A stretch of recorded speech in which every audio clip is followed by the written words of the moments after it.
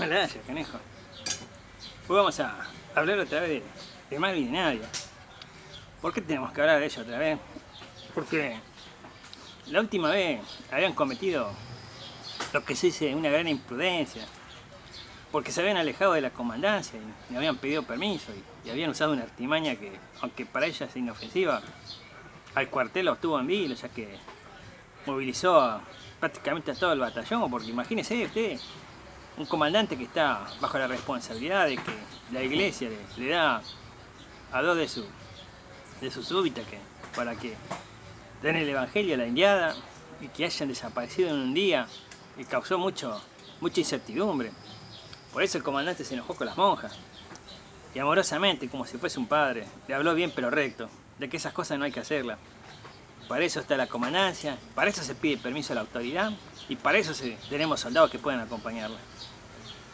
Bueno, entonces Mario y Nadia aceptaron el correctivo, porque aparte de ser religiosas y ser mujeres, son sensatas. Y esto fue bueno para ella, porque si no, se pierde la confianza y nunca más van a tener ayuda de justamente del comandante. Y allá en el sur no era nada seguro, porque Calfurcurá tenía un gran poderío, tenía muchas lanzas a su favor, guerreros que lo seguían a toda parte. Y últimamente hacía la vista gorda de lo que hacían la indiada, los malones, o si no informaba tarde, si las maloneadas se iban a algún poblado a saquear o a robar el ganado, esas cosas, hacía la vista gorda y simplemente decía que no podía controlar a toda la indiada. Pero vayamos a lo dejo. El comandante le ofreció ¿cómo es que se llama? A su traductor, que sería el lenguaraz, ¿no? El que traduce lo que entre cristiano y la indiada. Entonces le dio a él y 10 soldados más para la próxima. Entonces en el transcurso de la semana, otra vez fueron para visitar la hospedería. Y le dijeron al jefe que querían enseñar la fe católica. Querían enseñar acerca de Dios, de Jesús y de la Virgen. Y de lo bueno que es ser cristiano, para calmar los ánimos y que la gente pueda de una vez por todas civilizarse y tomar costumbres que son buenas para todos. El gran cacique, el que prácticamente dominaba todo, estuvo de acuerdo. Dijo que sí porque le habían dicho que otras partes de otros caciques, Coliqueo, ¿cómo se llama que Catriel, que unos cuantos más, ya varios de sus indios se habían hecho conversos al cristianismo, que era bueno también. Algunos adoptaban los nombres justamente del que le daba la conversión al cristianismo. Y fueron haciendo cosas para la tribu de Catriel, hasta que un buen tiempo le dijeron que iban a enseñar a los niños lo que era la forma de expresarse, ya que quería que los indios no sean tan brutos, como se dice así. Entonces Maru se encargaba de la docencia, a enseñarles a los niños a leer y a escribir, mientras que Nadia los formaba como niño y como adolescente. Le enseñaba las cosas prácticas de la vida, por ejemplo, cómo ser buenas personas, amables, educación, sobre todas las cosas, todo lo que un verdadero cristiano tiene que hacer por el prójimo, brindarle amor y competencia. Este perrito me está cansando, que hace un... Escucha, perrito, quito. Bueno, como iba diciendo, entonces las dos estaban muy bien formadas docentemente. Se habían acostumbrado bastante al idioma español, porque tantos años vivieron en Francia y después pasaron a España, en las guerras borbonas entre Napoleón y se pasaron para acá, porque la iglesia a veces es neutra, pero hay veces que no es neutra, ¿no? ¿Qué pasa entonces?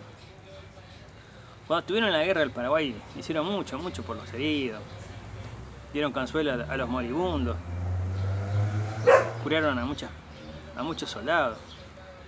No sé si arriesgaron en la batalla, ¿verdad? Que las bombas caían al lado de ella igual. Entonces le decían las hermanas Coraje, por la forma de ataque que tenían estas dos mozas. Pero volvamos a lo nuestro. En la toldería iba bastante bien, ya que ellas tenían hojas en blanco y le enseñaban a dibujar a los niños, o sea, a la gurizada, a las chinitas y al chino, como a la chinita, como dicen a los indios, ¿no? Entonces le enseñaba a dibujar el sol, todo lo que es naturaleza, lo que hay ahí.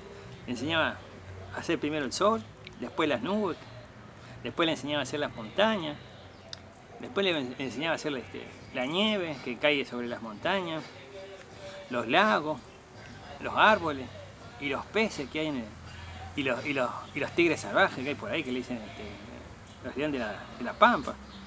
O sea que ahí había de todo, había puma, había jaguar, había de todo. Y eran animales bastante peligrosos de temer.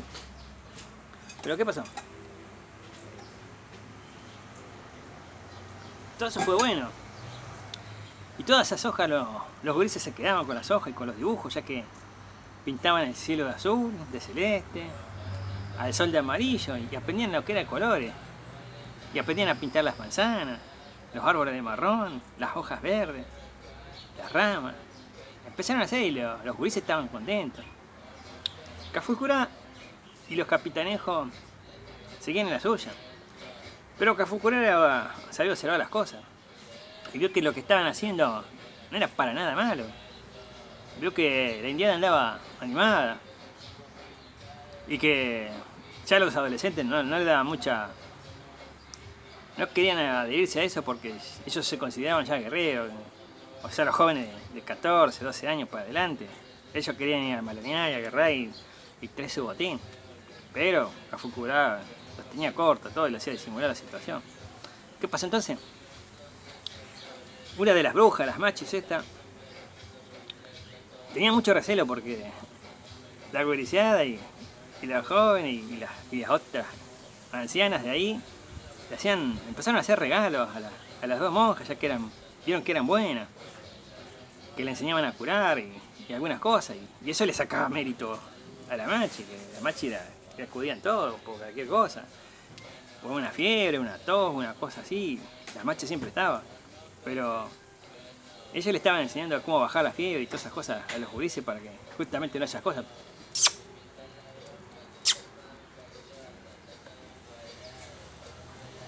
¿Qué pasó después?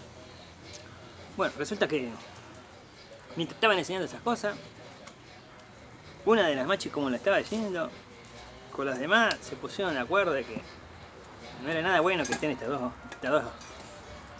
dos monjas acá. Así que le tenían que sacar algún mérito o alguna cosa. Se las querían sacar de encima, no sabían cómo, ya que tenían la aprobación del gran Cafulcurá. Entonces, uno de los capitanejos,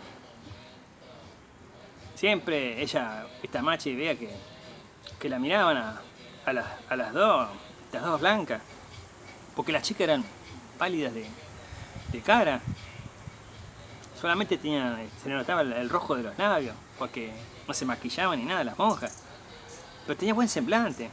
Aparte, como yo le digo, tenía el acopio de la cabeza, o sea, esa cosa blanca más todo lo negro acá, o sea, daba un aspecto de higiene y de linda, que a estos indios le iba despertando el espíritu, el alma del amor. Entonces, cuando vio eso la gran machi, se le ocurrió algo para sacársela de encima a estas dos. ¿Qué hizo? Hizo lo siguiente. Le dijo al capitanejo que si él podía dominar a una de estas, iba a tener el poder de ella, iba a caer sobre él. Y esto iba a hacer que lo sigan muchos guerreros. Y que iba a ser un gran capitanejo. Y que le iba a venir un buen augurio, buena fortuna para él. Pero eso sí, va a tener que dominar a esta China. Porque estas chinas no son fáciles. Nunca tuvieron un hombre, parece. Así que entonces le estaban diciendo que la única forma era dominarle con mano dura y llevarla para su todo. O sea, para su toldo. Entonces esto despertó el interés de este capitanejo. que por sí era muy considerado, muy valiente, era buen guerrero, sabía apreciar lo más bien los caballos, todas esas cosas, y era un hombre que no conocía el miedo. Entonces hizo lo siguiente. Cierta vez, cuando ya había pasado más o menos el tiempo, se decidió a hacer eso. Pero necesitaba el apoyo de algunos guerreros. Le dijeron que sí, que iba a tener. Más o menos unos 30 guerreros le dijeron que sí, que le iban a apoyar. Que se iban a ir para el otro lado de la laguna. Porque ahí también están los toldos. Y ahí ellos querían ir, pero con ese gran trofeo. Y eso demostraba que iba a ser, que iban a tener poder, porque todo el gualicho de esa bruja blanca iba a caer para ellos, para favor. Y que las balas y que los sables, eso iba a ser imposible que los toquen. Entonces planearon un día hacer eso. Pero mientras tanto, Maru y Nadia notaron que una de las gurisas hizo un árbol negro, como un árbol seco, solamente las ramas, pero de formas raras. Y como que este árbol tenía una rama que era como una nariz y tenía como dos huecos, como si fuesen unos ojos tenebrosos y como una boca calavérica, algo así. Y entonces lo llamó al lenguará y le dijo que le preguntara por qué dibujó eso. Ya el lenguará, cuando vio ese dibujo, se dio cuenta, porque él es una persona nativa, creyente de sus cosas, ¿no? Por el campo, de lo que aprendió de chico, de las tolderías, de todas esas cosas. Y resulta que lo que le había dicho es que ese árbol significaba el alma en pena de una mujer blanca, y que ese árbol estaba cerca del monte, donde hay una gran cañada, y que a la vez esa gran cañada tiene una rastrillada, donde hay árboles que en algunas partes son casi todos secos, como si hubiese caído una maldición por ahí. Y se dice que ahí una mujer blanca, cansada del martirio y del sufrimiento, un buen día se escapó de la toldería, se fue hasta el árbol ese grande, y dice que ahí se ahorcó y se mató. Y que cuando la indiana fue a perseguir a esta fugitiva, la encontraron en ese árbol muerta. Y de que el árbol ya, una vez que ella murió, empezó a secarse y nunca más floreció una hoja ni nada. Entonces pasó lo siguiente, cuando pasó eso, entonces ya entendieron que se trataba de una superstición o una cosa que creían los de Yada. Entonces hicieron lo siguiente, le dijeron a la pequeña que no es bueno a veces dibujar esas cosas, que hay que dibujar cosas lindas, alegres, que den vida justamente a la toldería, y no cosas que alteren la paz y que traiga miedo. Entonces la indiecita le dijo que eso le había enseñado su madre, y a su madre le había enseñado su otra madre. Entonces le hicieron pintar otra cosa, una manzana roja, donde la pintó y la hizo linda y quedó satisfecha y la llevó. Viste, estaba en ese trayecto de cosas, agarra y Pablo se va por una de las tiendas, le dice a Nadia que por favor que se quede con la guriseada, que ella iba a buscar unas hojas y más colores, porque había más gurises que se habían anotado para pintar, ya que querían expresar sus cosas, porque imagínense pintar algo que ellos le hacían con su propia mano, le resultaba cómodo y agradable.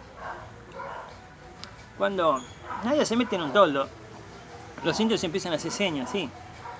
Entonces va Capitanejo, cuando Maru entra a una de las tiendas, rompe con su facón el toldo, le tapa la boca a Maru, le agarra fuerte el brazo porque los indios, imagínense, tenían mucha fuerza, era bruto y salvaje. Y Maru era chica un poco delgada, pero era fácil para un indio en estas circunstancias poder agarrarla y alzarla y la llevó hasta su flete, la subió arriba y se subió él de un salto como si fuese un tigre y salieron todos galopando. Cuando se escuchó el alboroto de la caballada, nadie se sorprendió, pero no, no, decía, ¿qué pasa que tarda tanto Maru? Y cuando se fue a la tienda, vio que estaba abierta y que había cosas desparramadas en el piso. Se ve que en el forcejeo ella tiró las cosas porque se quería defender, pero se la había llevado el indio. Entonces Nadia fue corriendo y le dijo al lenguaraz lo que había pasado para que le cuenten al jefe.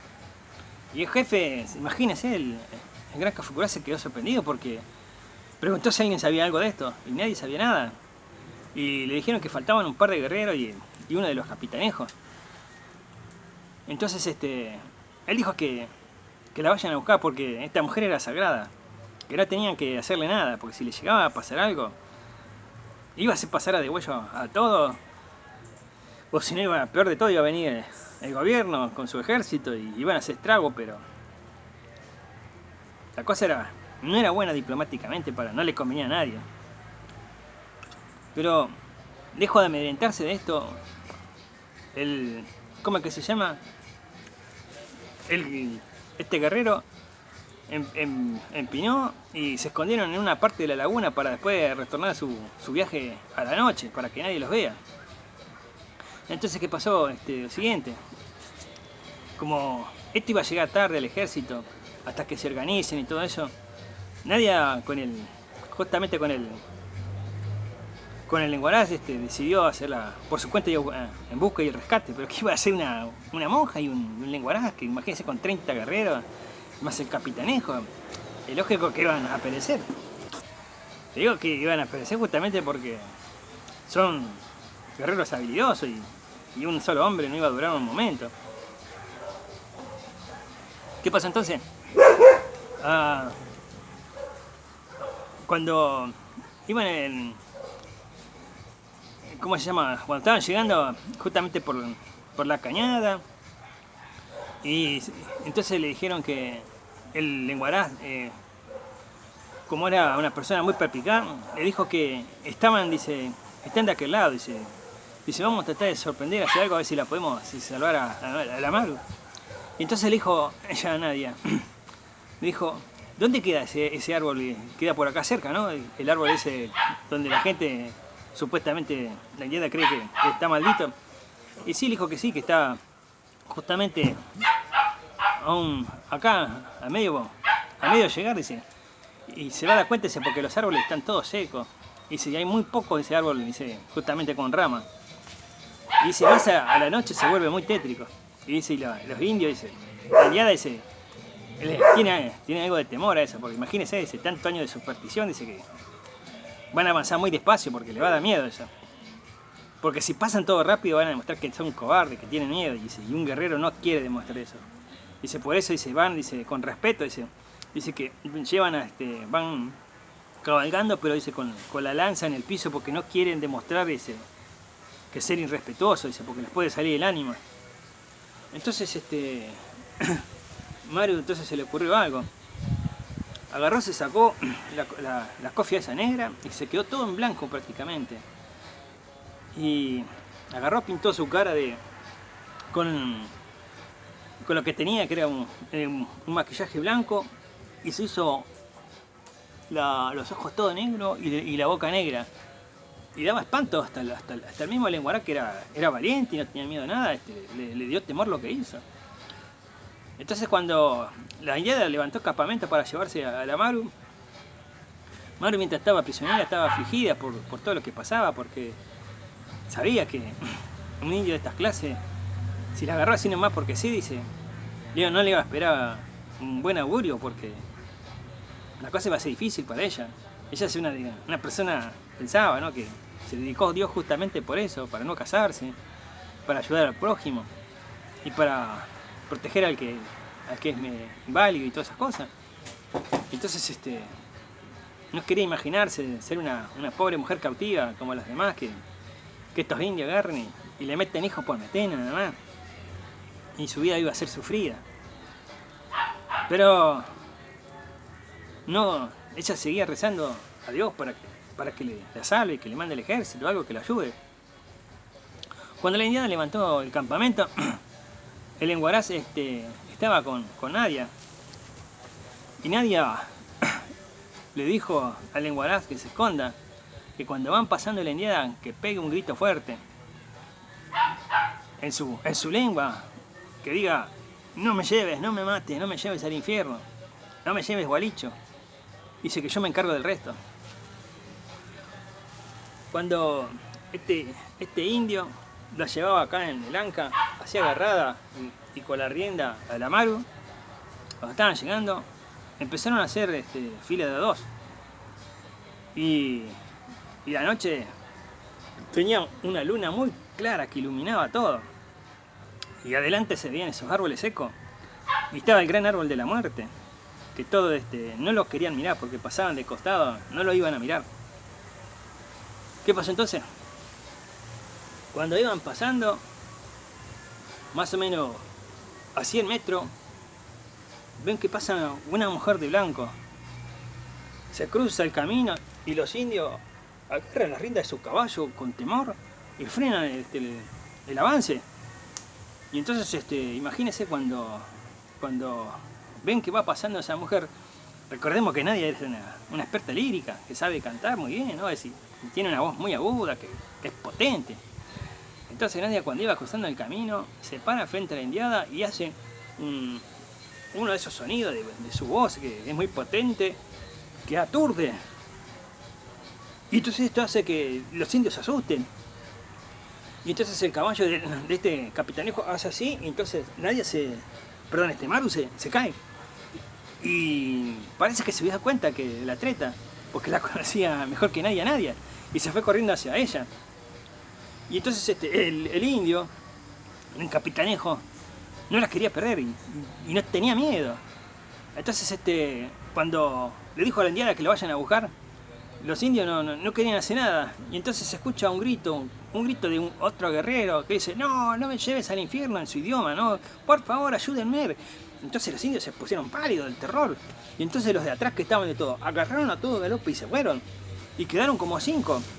Entonces nadie vuelve a pasar y pega otro grito fuerte así, que los otros se van, los otros 4 que están, y quedó solamente este guerrero. Pero ¿qué pasa? Este guerrero estaba decidido, entonces con su caballo va así. Y este guerrero tenía un collar que era muy, muy grueso. No sé de qué lo había hecho, pero no tenía miedo. Con su chaleco y su collar lo fue a buscar y se fue con la lanza para enfrentar a esta supuesta ánima que va allá.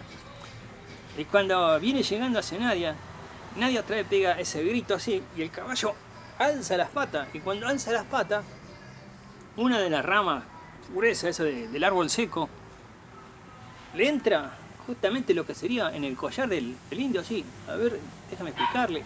Así. Se ve desatado, ¿no? Le entra así y el caballo sigue asustado.